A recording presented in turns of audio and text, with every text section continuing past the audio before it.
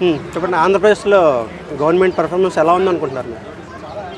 ప్రస్తుతానికైతే ఆంధ్ర రాష్ట్రంలో నూతనంగా ఏర్పడినటువంటి ఏదైతే ఎన్డీఏ గవర్నమెంట్ ఉందో వాళ్ళకు ఒక సముచిత టైం ఆఫ్ పీరియడ్ ఏం చేస్తారనేది ఏర్పడి కూడా గట్టిగా మనం చెప్పుకోదలుచుకుంటే ఒక సంవత్సరం కూడా దాటలేదు.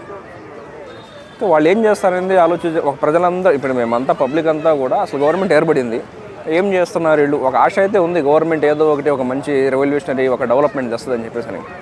కాకపోతే వచ్చిన ఇబ్బంది ఏంటంటే మొన్న ఏదైతే రీసెంట్గా పవన్ కళ్యాణ్ గారు లా అండ్ ఆర్డర్ గురించి మాట్లాడారు అది 100% వాస్తవం. స్థానికంగా ఉన్నటువంటి రూలింగ్ పార్టీ ఎమ్మెల్యేస్కి అనుకూలంగా ఉన్నటువంటి పోలీస్ వ్యవస్థ కానివ్వండి, స్టేషన్లో ఉన్నటువంటి స్టేషన్లు ఎస్ఐలు కానివ్వండి, సీఏలు కానివ్వండి, అతలాపుతలంగా ఉంది. వ్యవస్థని సెటరేట్ చేసే పరిస్థితుల్లో రాష్ట్ర ప్రభుత్వం ఉంటే దానికి సానుకూలంగా లా అండ్ ఆర్డర్ కూడా కరెక్ట్గా ఉండాలి. అంతేగాని ఓకే కక్షపూరితమైనటువంటి రాజకీయమో లేకపోతే రివెంజ్ పాలిటిక్స్ అది సెకండరీ. ఒక సామాన్యుడు వెళ్ళి ఏదన్నా ఇష్యూ గురించి మాట్లాడదామన్నా పోనీ ఇన్ఫ్లుయెన్స్గా ఉన్నటువంటి ఏదైనా కార్పొరేటర్ మనిషి వెళ్ళినా ఏదన్నా వార్డ్ నెంబర్ మనిషి తిన్నా కూడా వన్ సైడ్ మొత్తం ఎట్లా ఉందంటే పోలీస్ వ్యవస్థ చాలా చండాలంగా ఉందండి. ఆంధ్ర రాష్ట్రంలో చాలా దరిద్రంగా ఉంది. ఎవరిని బ్లేమ్ చేయాలి? ఒకటే ఏదైతే ఇప్పుడు హోంశాఖ మంత్రి ఉన్నారో ఆమెకు నిన్న రీసెంట్గా చూస్తే పవన్ కళ్యాణ్ గారు చెప్పడం జరిగింది, కొంచెం సీరియస్గా చూడండి. ఏముంది, రాష్ట్ర డీజీపీ అండి, పోలీస్ వ్యవస్థ ఉండాలి అంటే రాష్ట్ర డీజీపీ గారు, హోంశాఖ వాళ్ళు వాళ్ళ పనులు సరిగ్గా చేస్తే కింద స్థాయి వాళ్ళు కూడా బాగానే చేస్తారు. అంటే వాళ్ళు చేయట్లేదని కాదు, చేస్తున్నారు, కానీ మానిటరింగ్ అనేది లేదు.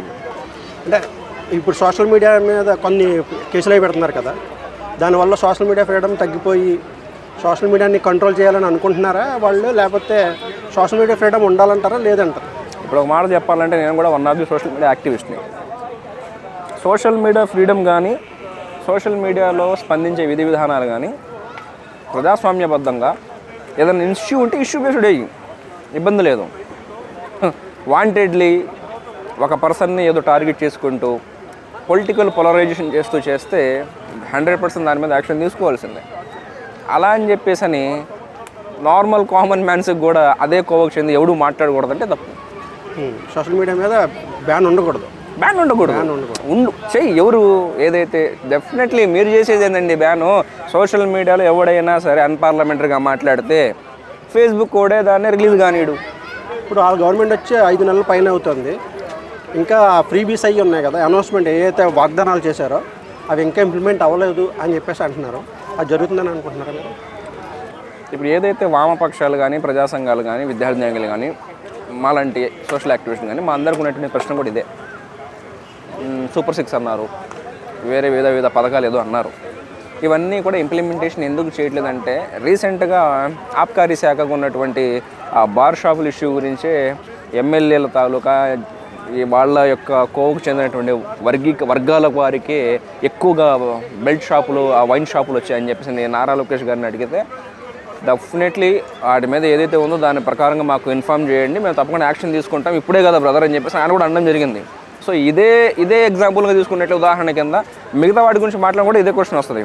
అందుకోసం దే విల్ టేక్ టైం. మనం పబ్లిక్ కూడా చూస్తాం, 1 year కూడా అవ్వట్లేదు. అందుకోసమే మేము అంది, నేను స్టార్టింగ్ కూడా అంది అదే. ఎన్డీఏ ప్రభుత్వం ఏర్పడింది, రీసెంట్గా సమావేశాలు కూడా జరుగుతున్నాయి, రాష్ట్ర బడ్జెట్ కూడా శాంక్షన్ చేస్తున్నారు.